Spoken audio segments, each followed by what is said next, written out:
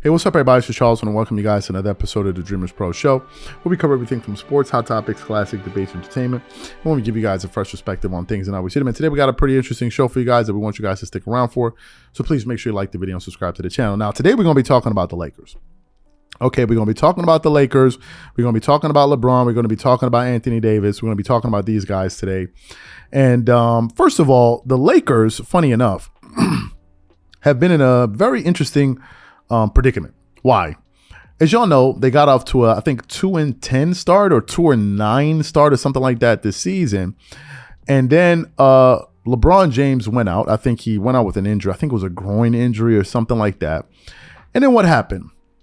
He goes out, and then all of a sudden, Anthony Davis, a person that it seemed like Laker Nation totally lost all hope in, for whatever reason, he just had like a reawakening or something like this. All of a sudden, Anthony Davis is starting to play like one of the 5 or 10 best players in the NBA. I want you, now we know some of the numbers he's been averaging over the last few games, but I want to give you guys 80s overall averages for the season versus last season. Last season, think about this, 80 average in 35 minutes a game, 23 points. He shot 53% from the field, 18% from three, 18.6.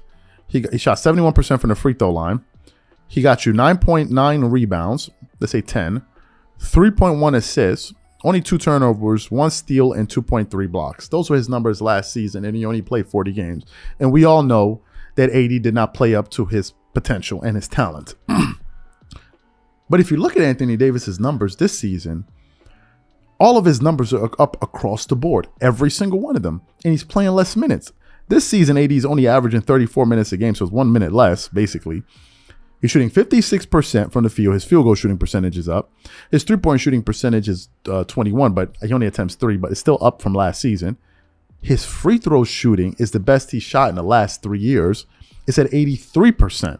So he's actually becoming much more efficient at the free throw line. His rebounding is up to 12.6. Anthony Davis, a guy everybody used to complain about, him being out rebounded, finishing the game with 7 rebounds, 6 rebounds, is now averaging almost 13 rebounds a game. That's the most he's averaged in 4 years. The last time he averaged that many rebounds was when he was a New Orleans Pelican. He's getting you 2.4 assists, 1.7 steals, and 2.1 blocks. And now the conversation has turned into, are the Lakers better off without Anthony Davis?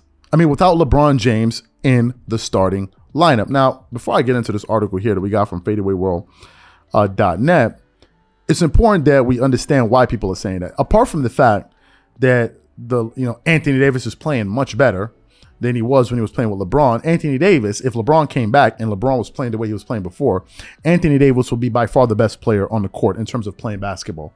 There's no way one could say that LeBron will be better. Now, before, it was easy to say LeBron was a better player, and that was absolutely embarrassing. Why? Because LeBron James is 37 years old, and Anthony Davis is 29 years old. So it's an embarrassment to have a 37-year-old playing better than you, and you are a 29-year-old with all that talent, right? So that was an embarrassment. But at this present moment, AD is the Lakers' best player. That's number one. Number two, when LeBron is in the game and he's playing, the ball tends to stick with him. LeBron is most effective when the ball is in his hand, right? And it affects other players' games.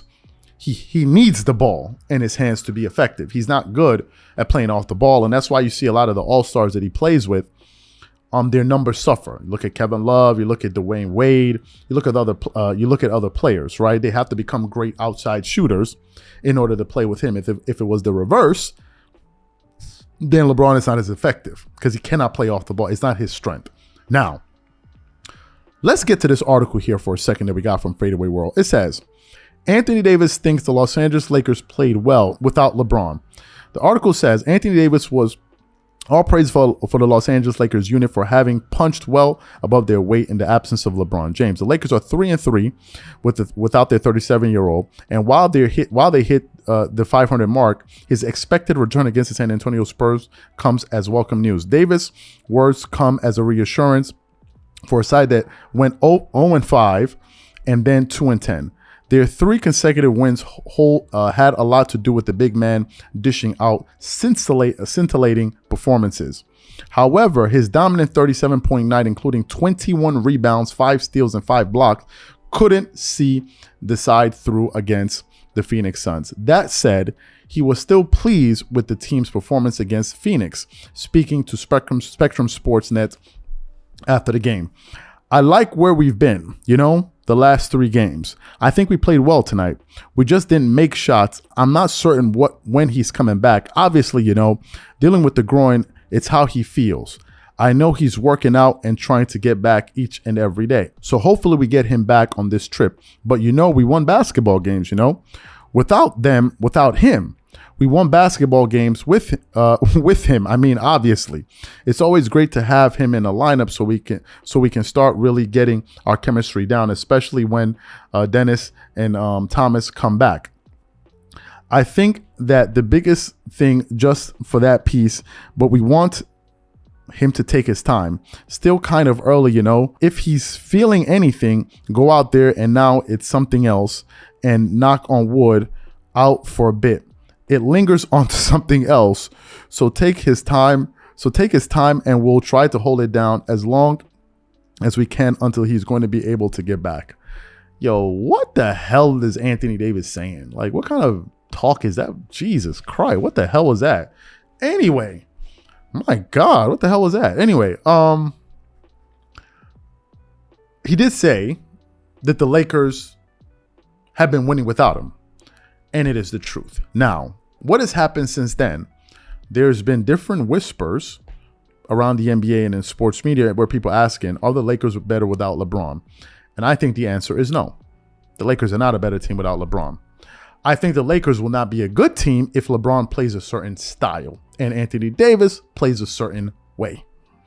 If Anthony Davis regresses back to his passive self, the Lakers are not a good team with LeBron James back playing well. If Anthony Davis remains aggressive, playing the way that he's been playing, putting up these beast mode numbers, and LeBron comes back playing the exact same way he was playing before, the Lakers will not be good. However, if Anthony Davis continues to play the way that he's been playing now, and LeBron comes back and modifies his game, allows Anthony Davis to be the leading shot taker on the team. For example, LeBron is averaging, I think, a little bit more shot attempts than AD. Those numbers need to reverse. But I think it's up to AD to show LeBron and to show the rest of his team that he is ready to be the number 1 option. That has been one of the biggest knocks on AD. And I don't think LeBron has any issue conceding that role to him because it's going to make his life easier, and chances are the team is going to have a better chance at winning games. So if LeBron modifies his game to suit Anthony Davis and make AD the number 1 option, and AD continues to be aggressive, then I think the Lakers have something positive to work with. However, if LeBron comes back being himself and then AD, then it's just not going to work.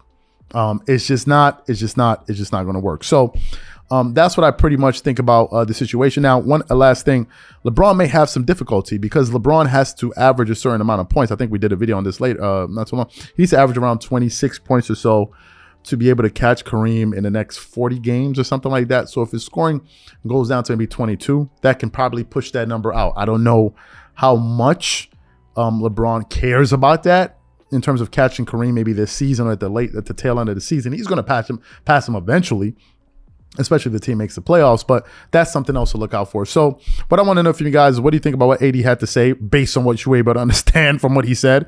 What do you think about some of the things that I had to say? Whatever you guys think, please leave your thoughts and comments in the comment section, and we catch you guys on the next show. Peace.